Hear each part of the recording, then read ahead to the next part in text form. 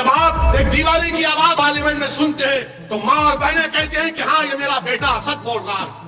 जब बुजुर्ग सुनते हैं तो कहते हैं कि मैं इसके लिए रात में दुआएं करता हूँ। जब नौजवान देखता है तो कहता है कि हाँ ये मेरा भाई बोल रहा है। तो ये आवाज आपको पैदा करना है। कोई आसमान से आने वाला नहीं, कोई जमीन से निकलने वाला नहीं, आपको अपनी आवाज को बनाना पड़ेगा। बोलो, क्या भाजपा तुम्हारी आवाज है? क्या कांग्रेस तुम्हारी आवाज है? क्या दिल्ली का वो मुख्यमंत्री तुम्हारी आवाज है?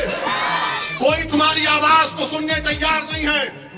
वो सिर्फ यही कहते हैं कि भाजपा को हमको वोट दो, और भाजपा दूसरों को डराकर वोट हासिल करती है। अगर आप भाजपा को अपनी आवाज समझते हैं तो बिल्किस को सामने रखो।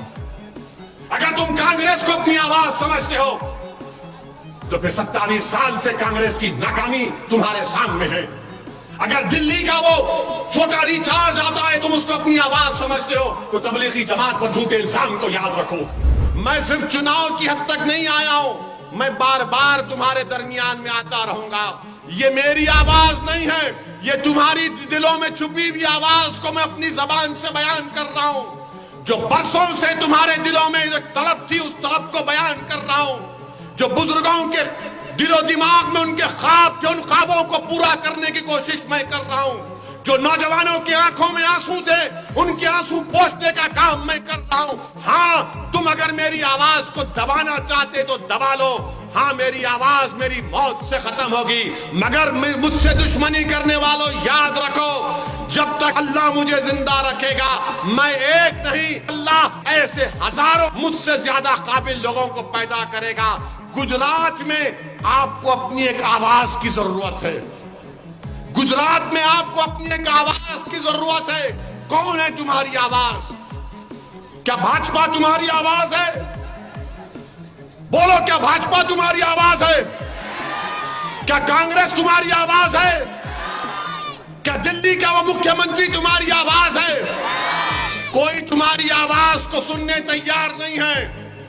वो सिर्फ यही कहते हैं कि भाजपा को हमको वोट दो, और भाजपा दूसरों को डराकर वोट हासिल करती है। तो मेरे इलेक्शन लड़ने का मकसद एक ही है कि आपकी आवाज को मजबूत किया जाए, आपकी आवाज को गुजरात की विधानसभा में भिजाया जाए। चाहे वसीम कुरैशी हो, साबिर काबुली वाला हो, कोई भी मंजलिस का नुमाइंदा अगर कामयाब होगा इंशाअल्लाह तो गुजरात की विधानसभा में जाकर आपकी आवाज बनेगा। लोग बोलेंगे गुजरात की विधानसभा में अगर मंजलिस के 8, 10 या 6, 7 एमएलए इंशाअल्लाह कामयाब हो गए तो क्या होगा? सरकार तो किसी और की बनेगी। अरे 27 साल से भाजपा की सरकार बन रही है। अगर किसी की भी सरकार बनती है गुजरात की जनता तय करेगी। याद रखो, किसी पार्टी को सत्ता में आने से रोकना हम नहीं रोक सकते, हम अपने इत्तेहाद से अपनी आवाज को भिजा सकते। और जब आपका नुमाइंदा वसीम कुरैशी हो, साबिर काबुली वाला हो, शकील समा हो, ये जब विधानसभा में जाएंगे तो आपकी आवाज बनेंगे। कोई उठकर बोलेगा ओवैसी अगर 6-7 जीत कर जाएंगे तो क्या होगा? तो मैं उनको जवाब दे रहा हूं, आपको समझा रहा हूं कि भारत की पार्लियामेंट में 540 एमपी हैं, मजलिस के सिर्फ 2 एमपी हैं, मैं और इम्तियाज जलील। हम दोनों में से अगर कोई एक खड़ा हो जाता है तो 6 मिनट के लिए भाजपा के 300 एमपीओं को मिला के रख देते हैं। आपकी तकलीफ और आपके इंसाफ की बात करते हैं। इसको कहते हैं आवाज, इसको कहते हैं आवाज।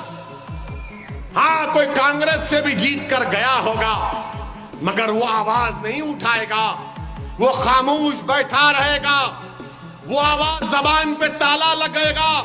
मैंने पार्लियामेंट में देखा कि जब मैं तकरीर करने के लिए खड़ा होता हूं तो अल्लाह का करम है, सदका नबी करीम सल्लल्लाहु अलैहि वसल्लम का दुआ है औलिया अल्लाह की कि अल्लाह मेरी जबान में वो ताकत देता है बोलने के लिए, मेरा नाकारनामा नहीं। हम 5-6 मिनट में हर चीज को बयान कर देते हैं।